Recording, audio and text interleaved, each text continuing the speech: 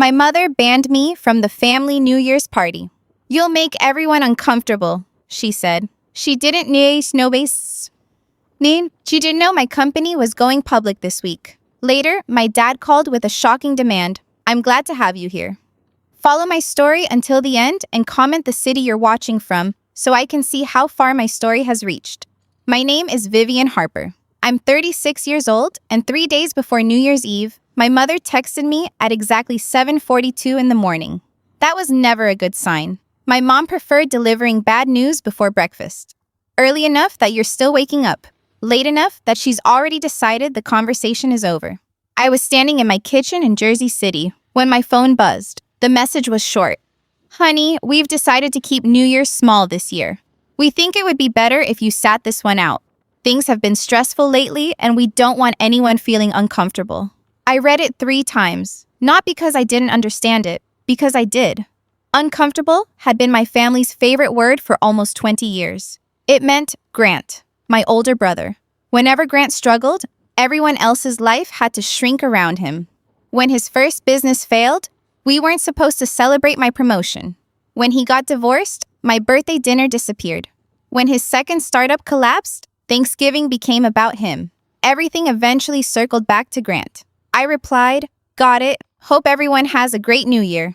No argument, no questions. A younger version of me would have fought for a place at the table.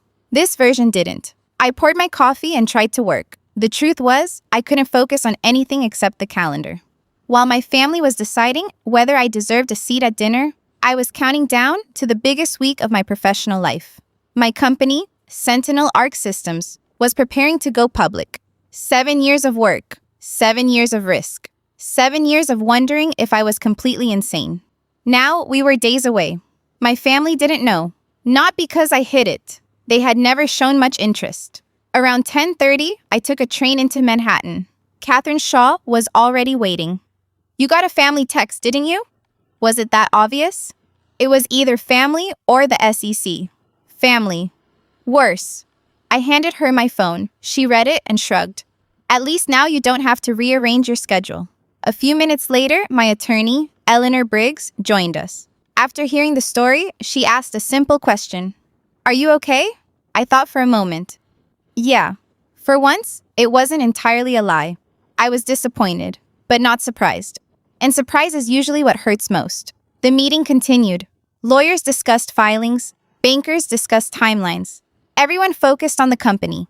Things that made sense, unlike family. By afternoon, I was back in my apartment. I made tea and sat by the window. My phone stayed silent. No messages from my mother. No calls from Grant. Then, just after 3 o'clock, my phone lit up. Dad, I answered. Hey, Dad. His voice sounded unusually formal. Vivian, I wanted to discuss something important before your company moves forward. I sat up straighter. What is it? There was a pause. Then he said something that made me put my tea down immediately. Grant should have a stake in that company. And for a moment, neither of us said another word. Grant should have a stake in that company. I honestly thought I'd misheard him. I leaned back in my chair and stared out the apartment window. Excuse me? My father cleared his throat. You heard me. No, I heard the words. I'm trying to understand how you got there. A pause, the kind that told me he'd rehearsed this conversation. Vivian, your brother has had a difficult few years. I laughed, not because it was funny, because I already knew where this was going. Grant's difficult years don't make him a shareholder. That's not what I'm saying. It sounds exactly like what you're saying. His voice tightened. Families help each other. There it was, the family slogan. The sentence that somehow only worked in one direction. I stood and walked toward the kitchen. Did Grant ask you to call me? He didn't have to. That wasn't an answer, which usually meant yes. Dad, Grant didn't build Sentinel. I know that. He didn't invest in it. I know. He didn't write the software. Silence. He didn't spend 7 years working 80-hour weeks. More silence. My father sighed. Nobody is saying he did. Then why should he own part of it? For the first time, he sounded irritated. Because he's your brother. The conversation ended a few minutes later. Not with shouting, just with both of us realizing neither side was going to move. When I hung up, I immediately called Eleanor. She answered on the second ring. What happened? How did you know something happened? Because you never call me this fast unless somebody has done something ridiculous. Fair point. I told her everything. She listened quietly. When I finished, she asked one question. Has anyone requested documents? No. Ownership records? No. Corporate information? No. Good. That surprised me. Good? People usually start fishing before they start demanding. I sat down again. What does that mean? It means this conversation may be emotional, a brief pause, or it may be the first step towards something else. I didn't like that answer, mostly because Eleanor rarely said things she couldn't support. You expected this? Some version of it. That got my attention. What do you mean? Vivian, you're about to become the founder of a public company worth a significant amount of money. Hopefully. You'd be amazed how many relatives suddenly discover new interpretations of fairness. I shook my head. Grant has no claim. I know. Her confidence was immediate. Every filing, every patent, every incorporation document, every inventor declaration, every ownership record. She paused. You are the sole founder. A strange feeling settled over me. Relief mixed with sadness. The legal answer was easy. The family answer wasn't. That evening, I opened an old storage box in my closet. Not because I needed proof, because I needed reminding. Inside were notebooks, prototype diagrams, and investor rejection letters. Dozens of them. I flipped through pages covered with coffee stains and handwritten notes. Ideas that became products. Products that became contracts. Contracts that eventually became a company. Grant wasn't in any of it. Neither were my parents. Not because they were excluded, because they never wanted to be involved. I remembered one Christmas when I tried explaining the business. My father changed the subject after 3 minutes. My mother asked whether I had considered getting a more stable job. Grant spent the entire dinner talking about his newest venture. Nobody asked about mine again.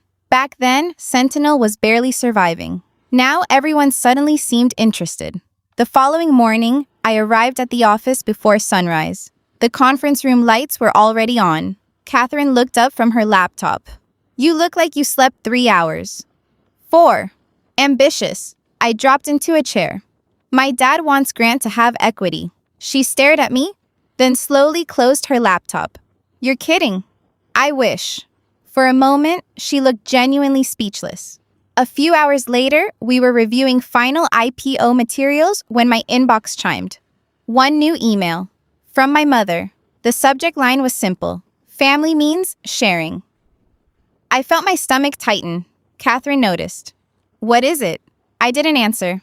I just opened the email. Paragraph after paragraph. Family, sacrifice, support. How Grant was struggling. How opportunities should be shared. How keeping everything for myself would damage relationships. Then I reached a paragraph that made me stop. My mother had written something I never expected to see.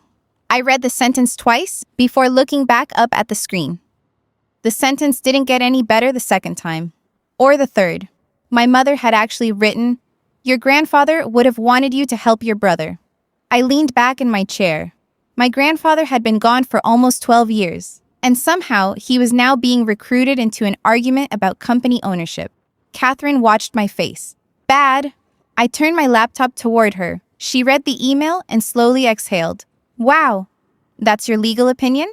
No, that's my human opinion. That made me laugh despite myself. She pointed at the screen. They're escalating. She wasn't wrong. A few days earlier, I had simply been excluded from a family party. Now my father wanted equity. My mother was invoking dead relatives, and the timing wasn't accidental. Everyone knew the IPO was close. I closed the email without replying. Part of me wanted to defend myself. Part of me wanted to explain exactly how Sentinel had been built. But experience had taught me something. People who aren't interested in facts rarely become interested after a longer email. The days moved quickly after that. Meetings, calls, investors, lawyers, bankers, and somehow family drama kept slipping through the cracks. Several relatives suddenly texted me. An aunt I hadn't spoken to in months. A cousin who normally forgot my birthday. Even Grant's former mother-in-law somehow sent a congratulatory message. Everyone suddenly wanted to reconnect. Funny timing. New Year's Eve arrived before I had a chance to think about it. Around 6 o'clock, I left the office and headed back to Jersey City. The city felt different that night. Crowded sidewalks, restaurants overflowing, groups laughing, everyone heading somewhere. I went home. My apartment wasn't depressing, just quiet. I heated leftover pasta, opened sparkling water, and watched the skyline. Around 8:30, my phone buzzed. It was Lucas, my cousin, one of the few people in the family who never seemed interested in picking sides. His text was simple. "You home?" A minute later, he called. "Happy New Year," I said. "Feels a little early." "Fair." Lucas sounded nervous, which wasn't normal. Finally, he said, "Grant's been talking." I sat up straighter. "Talking about what?" "You." "Of course. To who?" "Pretty much everyone." That wasn't reassuring. "What exactly has he been saying?" Lucas hesitated. "Different versions depending on who he's talking to." Another sigh. "He's telling people the family should benefit from your success." There it was again. Benefit, share, family, different words, same message. Some people think he's joking. Do you? No. The answer came too fast. What do you know? A pause, then he finally said, "Grant's in trouble, Viv." I stayed quiet. "He owes money." "How much?" "I don't know. Credit cards." "More than that." A knot formed in my stomach. "I don't know all the details," Lucas admitted, "but I know he's desperate." Outside, fireworks were already starting in the distance. Then Lucas lowered his voice. "There's something else." "What?" I heard him telling people he had a surprise. I frowned. "What kind of surprise?" "I don't know. I only heard part of the conversation." "Who was he talking to?" "Our Aunt Melissa. Maybe a couple others." "What exactly did he say?" Lucas paused, then repeated the words carefully. He said everybody would understand soon. That sentence stayed with me. Everybody would understand soon. Not might, would. Lucas and I talked for another 20 minutes. When we hung up, I thanked him. For the first time all week, someone in my family seemed more concerned about me than about Grant. A few minutes before midnight, another text arrived from Lucas. "Just be careful. Something feels off." I stared at the message as the countdown echoed across the city. 3, 2, 1. Cheers erupted outside. Fireworks exploded across the skyline. My phone rang at exactly 12:03 a.m.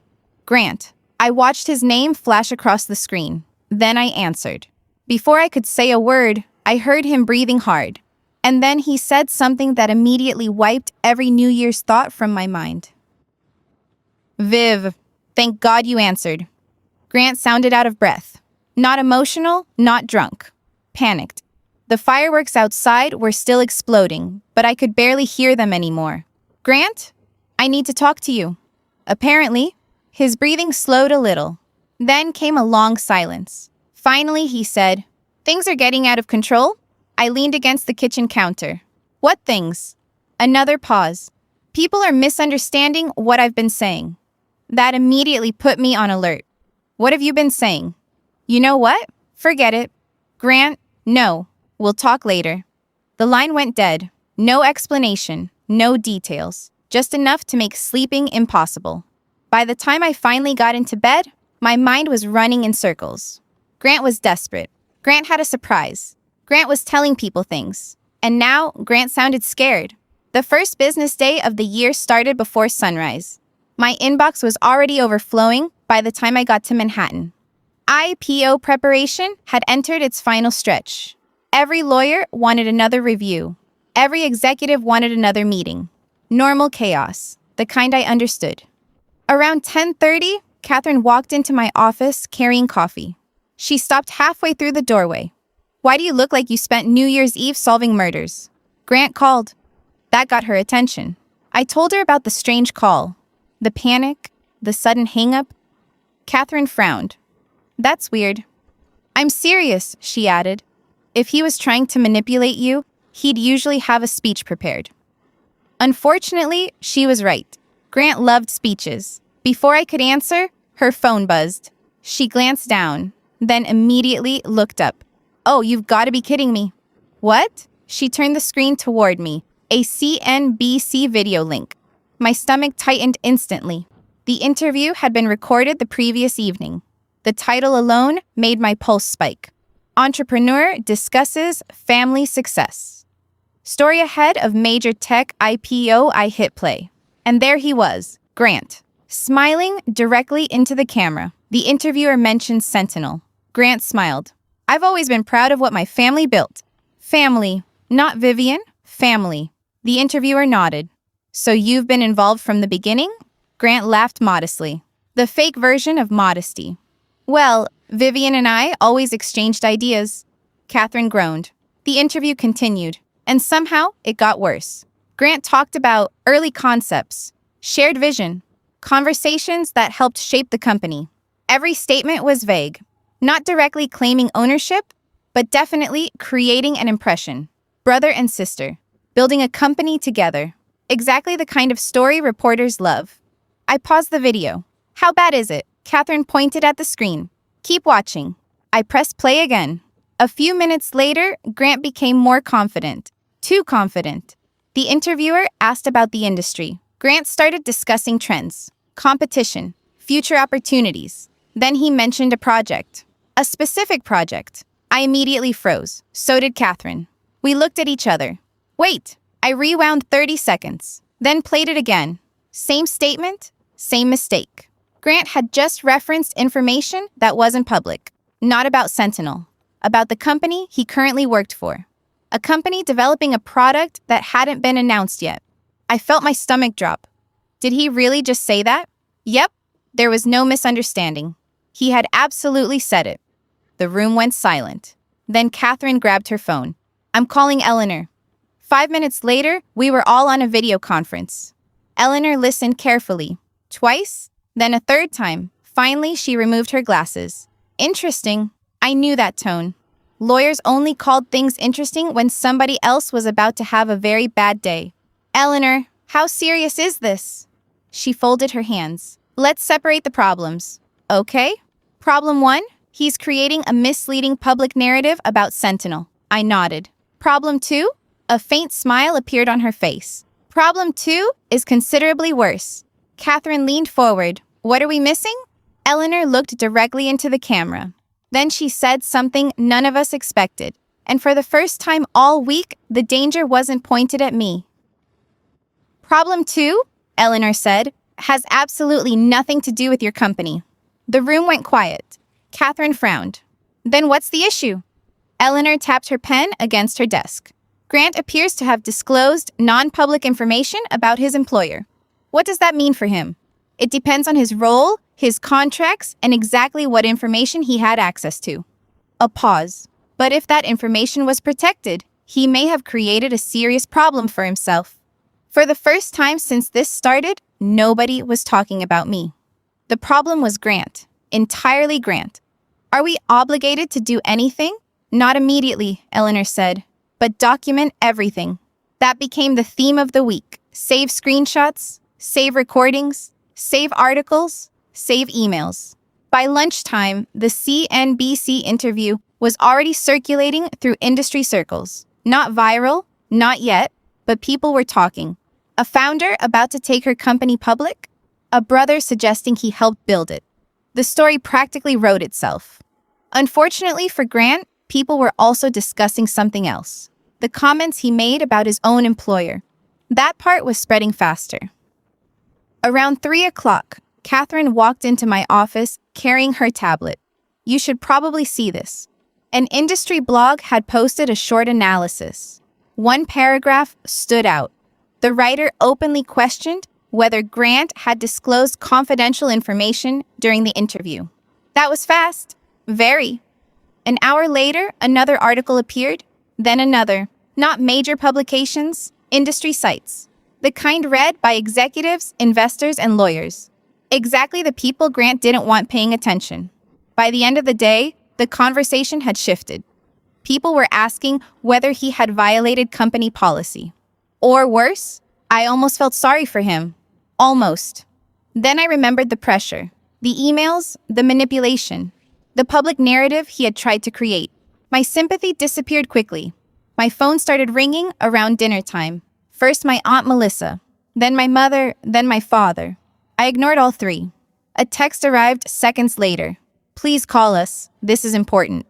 A month ago, they would have expected me to call immediately.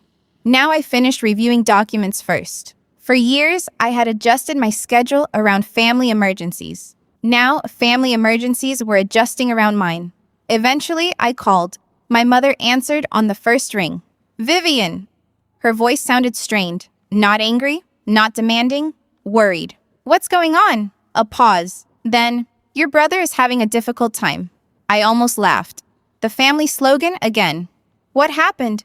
You've seen the articles? Some of them. My mother exhaled. They're being unfair. I didn't respond, because that depended entirely on which articles she meant. People make mistakes, she continued. Everyone deserves some grace. There it was. The real reason for the call? A request? Eventually, she said it. We heard Sentinel may issue a statement.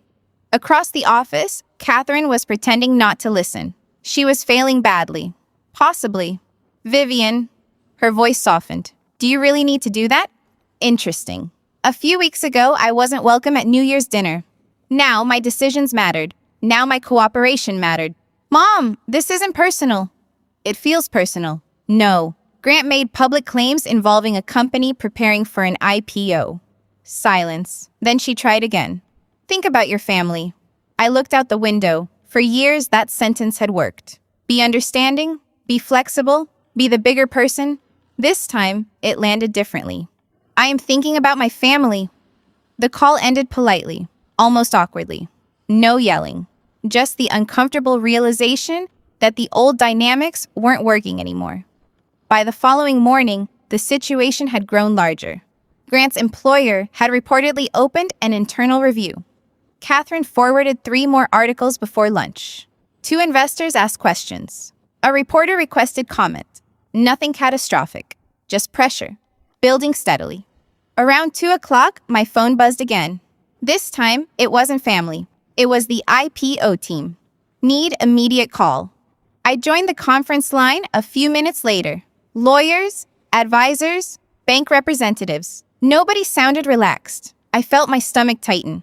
What's going on? A brief pause followed. Then one of the attorneys spoke. Vivian, we've been contacted regarding increased regulatory attention surrounding the recent media coverage. Vivian, we've been contacted regarding increased regulatory attention surrounding the recent media coverage. Nobody spoke for a second. Not because we didn't understand, because we did. I looked around the conference room. Catherine was already taking notes. 2 attorneys were flipping through documents. What exactly does that mean? I asked. The attorney answered carefully. It doesn't mean there's an investigation? Good. But it does mean questions are being asked. Less good. About Sentinel? Partly. That word hung there. The attorney continued. The concern is that public narratives are forming around company ownership, founder contributions, and recent statements made in the media. In other words, Grant. The call lasted nearly an hour. By the end, everyone agreed on one thing. Silence was no longer an option. A formal clarification needed to be prepared. Not aggressive, not emotional, just factual. The goal wasn't to attack Grant. The goal was to protect the company. The draft arrived in my inbox before dinner. 3 pages, a clear timeline. Corporate records, founding documents, patent filings. Ownership structure? Nothing personal, just facts. I read it twice and sent a few minor edits. Catherine looked over my shoulder. How do you feel? Tired. No, genuinely tired. She nodded. I know. If Grant had stayed quiet, none of this would have happened. Every step felt self-inflicted. Just not by me. Around 8 o'clock, my phone rang. Grant. Catherine noticed immediately. Speakerphone? Absolutely not. I stepped into an empty office and answered. For a few seconds, neither of us spoke. Then Grant said, "We need to fix this." No greeting, no apology. What exactly are we fixing? You know what I mean. His voice sounded exhausted. This has gotten way bigger than it was supposed to. That made me pause. It wasn't supposed to? Silence. Finally, he sighed. Maybe I got carried away. Maybe. You know what I mean? No, Grant, I honestly don't. His tone hardened. I was trying to help. There it was. The same justification, different packaging. I don't remember asking for help. You didn't need to. Apparently. Another silence. Then he lowered his voice. Can we just tell people this was a misunderstanding? A misunderstanding? Yeah. Which part? He didn't answer. The part where you implied you helped build Sentinel? Silence. The part where you discussed confidential information? More silence. Finally, he said, I'm asking you as my sister. That hit harder than everything else. Not because it moved me, because it reminded me how rarely he spoke that way before he needed something. I answered quietly. I'm acting as CEO. The silence that followed felt permanent. When he finally spoke again, his voice sounded colder. You've changed? I almost laughed. No, the rules had changed. Or maybe they had finally started applying to everyone. The call ended without resolution. Just distance. More distance than there had ever been between us. I was gathering my things when my phone buzzed again. A number I didn't recognize. I answered. Hello? A woman's voice responded. Soft. Nervous. Vivian? Yes. It's Natalie. I froze. Grant's wife. Or technically still his wife. We had never been close? Friendly? Yes. Close? No. Do you have a minute? Something about her tone caught my attention. Sure. A pause. Then, Grant didn't tell you everything. I sat back down. No surprise there. A weak laugh escaped her, then silence. When she spoke again, her voice sounded smaller. He hasn't been honest with anybody. That got my attention. About what? Another pause. I shouldn't be talking about this. You don't have to. I know. Then, he's been trying to solve one problem by creating another. I frowned. What does that mean? Natalie hesitated. I think he's scared. Of what? The answer came immediately. Everything. For the first time, I believed every word she said. Not because of what she told me, because of how she sounded. Tired, defeated. Like someone carrying a secret for too long. We talked for another 15 minutes. She never gave specific details, but she gave me enough. Enough to understand Grant's financial situation was probably worse than Lucas realized. Enough to understand their marriage had been falling apart for a long time. Before hanging up, she said one final thing. Whatever happens tomorrow, don't let anyone convince you this is your fault. The line went quiet. A new email appeared in my inbox from the legal team. Final approval required. I opened it. The official clarification was complete, reviewed, approved, scheduled for publication at 7 a.m., 3 hours before the market opened. The alarm went off at 5:30 a.m. I was already awake. I'd been staring at the ceiling for almost an hour. Not panicking, just waiting. Some mornings feel important before they even begin. This was one of them. By 6:30, I was in Manhattan. Coffee carts were opening. Commuters were filling sidewalks. And somewhere inside a conference room full of lawyers, bankers, and executives, my future was waiting. At exactly 7 a.m., the statement went live. No attacks. No references to family conflict. Just facts. Sentinel Arc Systems had been founded solely by Vivian Harper. All patents, intellectual property, incorporation documents, and ownership records reflected that reality. Nothing more, nothing less. I refreshed my screen, then refreshed it again. People started reading. Reporters started calling. Analysts started posting. Within an hour, several outlets updated their stories. Family-built company disappeared. Founder Vivian Harper appeared. One publication even released a follow-up article reviewing Sentinel's formation history. Every source pointed to the same conclusion. I had built the company, not my family, not Grant, me. Catherine walked into the conference room carrying 2 coffees. You should frame some of these articles. I laughed. That sounds unhealthy. Probably. For the first time in days, she looked relaxed. And surprisingly, so did I. Not happy, just lighter. Like I'd finally put down something heavy. Around 9 o'clock, Eleanor joined us. One look at her face told me something had happened. What is it? She placed her phone on the table. Grant's employer has made a decision. The room went quiet. Sterling Ridge Capital has terminated his employment. Nobody spoke. I wasn't relieved. I wasn't satisfied. Mostly I felt tired, because none of this had needed to happen. Grant had spent weeks trying to attach himself to my success. Instead, he damaged his own life. Catherine finally broke the silence. Wow, Eleanor nodded. Apparently, the interview created more problems internally than anyone realized. I immediately thought about Natalie, her voice, her exhaustion. Suddenly, that conversation made much more sense. The market opened 30 minutes later. The IPO process moved into motion. Screens updated, numbers shifted, people checked phones constantly. Years of work condensed into a few hours. My hands wouldn't stay still. At one point, Catherine laughed. You've negotiated million-dollar contracts without blinking. I know. And this is what makes you nervous? Apparently. The morning disappeared in a blur. Calls, interviews, congratulations, questions, then more congratulations. At some point, I realized my phone had over 100 unread messages. Investors, employees, old friends, former colleagues. The support was overwhelming. Then something happened that caught me completely off guard. Employees started sharing photos from Sentinel's early days. Tiny offices, late-night launches, failed prototypes, moments I barely remembered. People were celebrating the company's real history. For years, I wondered whether anyone noticed the work. That day, they did. One employee even posted a picture of me sleeping on a conference room couch. The comments were merciless, mostly jokes. I laughed harder than I had all week. By late afternoon, the media frenzy had started settling down. The corrected narrative had won. The documents spoke for themselves. Facts have a way of doing that. As I was finishing another interview, my phone vibrated. Lucas. I answered immediately. Hey. His response came fast. Are you busy? Probably. Why? A nervous laugh. Because you should have seen Uncle Robert. My father. What happened? Lucas exhaled. The whole family was watching coverage together. That got my attention.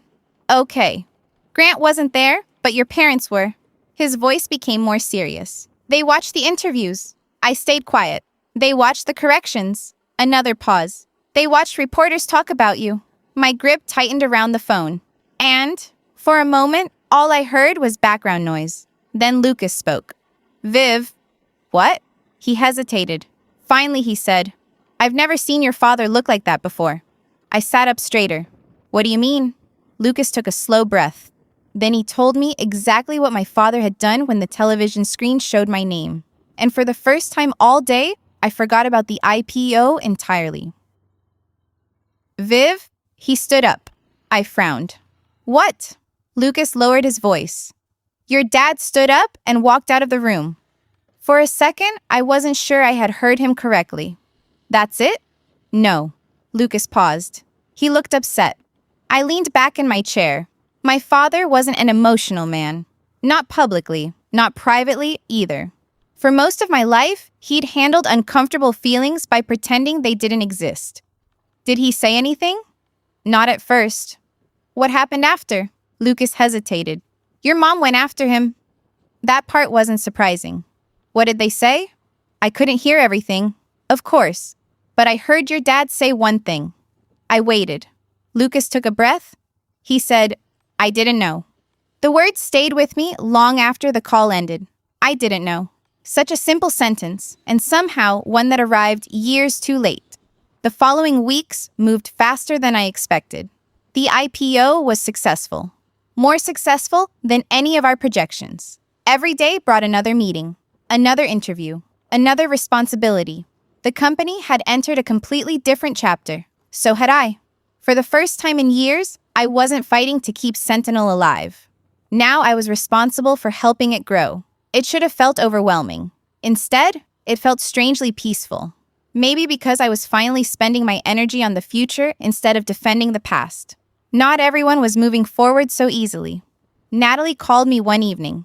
I was walking home when her name appeared on my screen. She sounded calmer than before, still tired, but calmer. How are you holding up? I asked.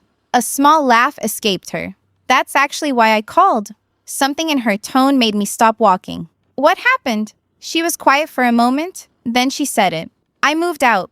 I looked across the street at the passing traffic. Oh, not because I was shocked, because I wasn't.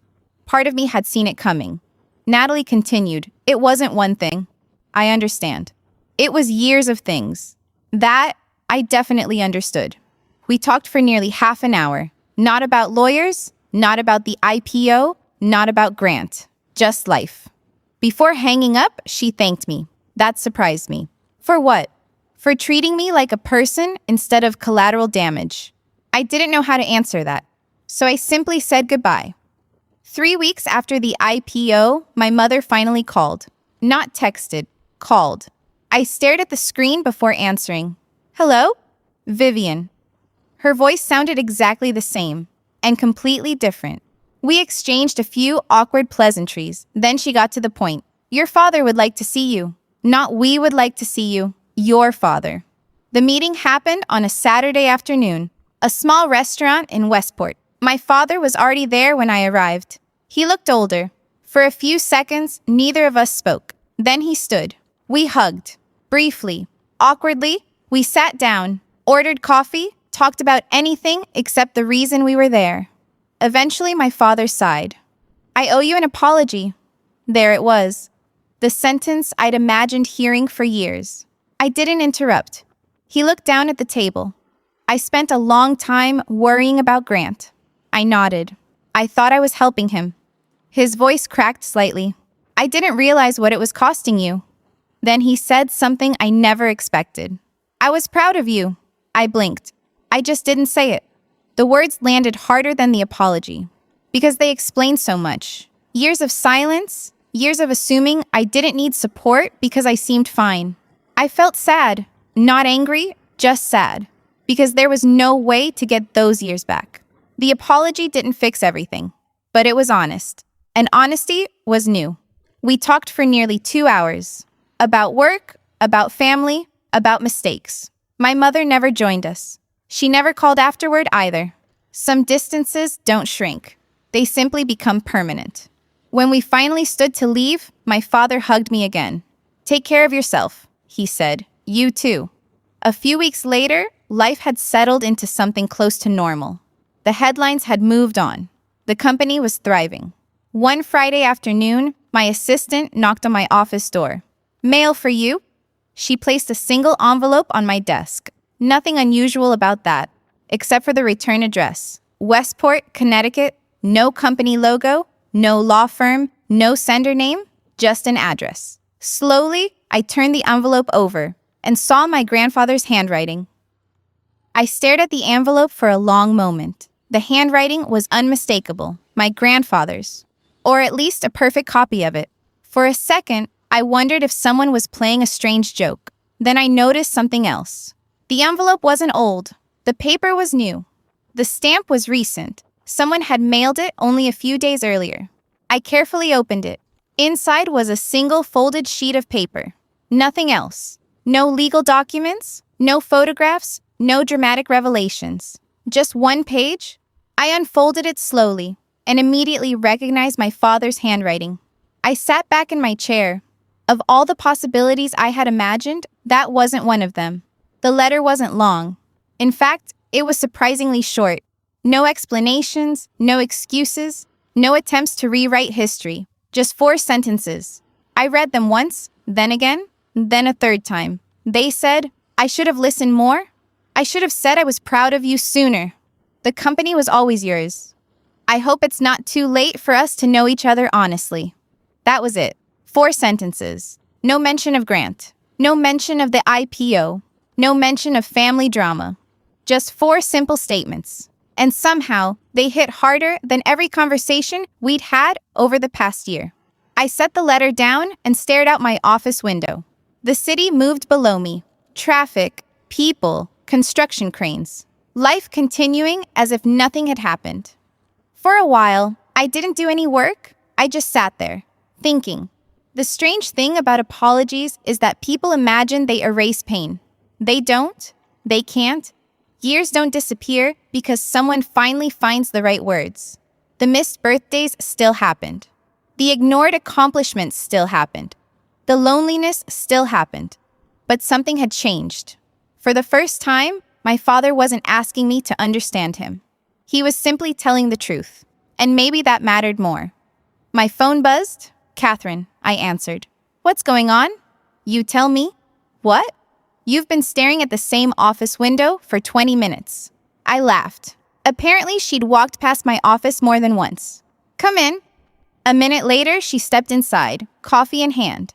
As usual, I handed her the letter. She read it quietly, then handed it back. "Wow." That sounded familiar. I smiled. "That's your professional analysis?" "Absolutely." She pointed at the paper. "No excuses." I noticed. "No manipulation." "Also noticed." She nodded. "That's rare." It was. Especially in my family. For years, every difficult conversation had come attached to a request, a condition, a justification. This one didn't. That was what made it different. Not bigger, not dramatic, just honest. A few days later, I called my father. Not because I had a speech prepared, not because everything was fixed. I simply called. We talked for 15 minutes, mostly about ordinary things, weather, work, a restaurant he'd recently tried. The conversation felt awkward in places, natural in others, like two people learning how to exist in each other's lives without old expectations. When the call ended, neither of us made promises, neither of us pretended the future would be perfect. That felt healthier somehow. Real life rarely gives perfect endings. Most relationships don't heal all at once. They heal in small decisions. A phone call, a conversation, a letter. 4 sentences. Months passed. Sentinel continued growing. The media attention faded. Grant stayed mostly out of sight. Natalie eventually finalized her separation and started building a life that seemed lighter than the one she'd left behind. Lucas remained exactly who he'd always been. The only person in the family who somehow managed to stay honest through all of it. And me? I got back to work, which, honestly, was where I was happiest. 1 year later, New Year's Eve arrived again. I was standing in my apartment overlooking the river. Different year, different life. The skyline glowed beneath a cold winter sky. My phone buzzed.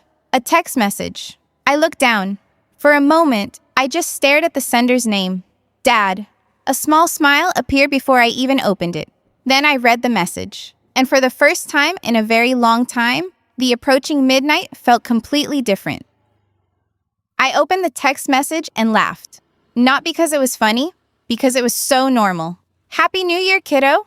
Proud of you. Don't work too late tonight." That was it. No emotional speech. No attempt to revisit the past. No awkward apology hidden between the lines. Just a simple message. The kind most people probably wouldn't think twice about. I stared at it for a few seconds before replying. "Happy New Year, Dad. I'll try." A minute later, he sent back a thumbs up. That was very on brand for him. I put my phone down and looked around the apartment. A year earlier, I had spent New Year's Eve alone. Technically by choice. Realistically, because I'd been excluded. That night had felt quiet in a lonely way. This year felt different. The dining table was covered with food. Nothing fancy. Takeout containers, desserts, half-finished drinks. The kind of meal that happens when nobody wants to stop talking long enough to plan properly. Catherine was arguing with Lucas about some ridiculous movie ranking. Lucas was losing badly, or winning. Honestly, it was hard to tell. Natalie was sitting near the window talking with 2 members of our executive team. She looked lighter than she had a year ago. Not perfect, just lighter. The kind of change that happens gradually. One good decision at a time. At some point, Catherine pointed toward me. "She's doing it again." I looked up. "Doing what?" "Thinking." Lucas laughed. "She always does that when she's about to give a speech?" "I am absolutely not giving a speech." "Good," Catherine said. "Nobody wants one." A chorus of agreement followed. I shook my head. Glad to know where I stand. That earned a few laughs, and for a moment, I simply watched them. The people around the table, the people who had shown up when things were difficult, the people who hadn't needed my success to value me. A year earlier, I would have described family very differently. Back then, I still believed family was mostly about obligation, about history, about who happened to share your last name. Now, I wasn't so sure. Some of the people closest to me weren't related to me at all. And some people I shared blood with still felt like strangers. Life turned out to be more complicated than the stories people tell about family. Maybe that's why so many people struggle with it. The room grew louder as midnight got closer. Music played quietly in the background. People moved between conversations. Someone dropped a fork. Lucas somehow spilled a drink and immediately blamed gravity. Nobody believed him. For the first time in a very long time, I wasn't waiting for something bad to happen. That realization caught me off guard. No incoming crisis, no uncomfortable phone call, no family emergency, no demand, no guilt, just a room full of people enjoying themselves. The countdown began on television. 10, 9, 8. Everyone started shouting numbers. 7, 6, 5. Catherine pointed at me. No speeches. Noted. 4, 3, 2, 1. The room erupted. Cheers. Laughter. A few terrible attempts at singing. People hugging whoever happened to be standing closest. I found myself smiling so hard my face hurt. Not because everything was perfect. It wasn't. Some relationships were still complicated. Some wounds were still healing. Grant and I barely spoke. My mother remained distant. Life hadn't magically tied every loose end into a neat little bow. Real life rarely does. But for the first time, I wasn't carrying those things everywhere I went. That felt different. That felt new. My phone buzzed once. Then again, new messages, notifications, emails, probably congratulations, probably work, maybe family, maybe not. For years, I would have checked immediately. I would have needed to know, needed to respond, needed to manage whatever came next. Instead, I looked at the screen, then locked it. Catherine noticed. Not answering? I shook my head. No.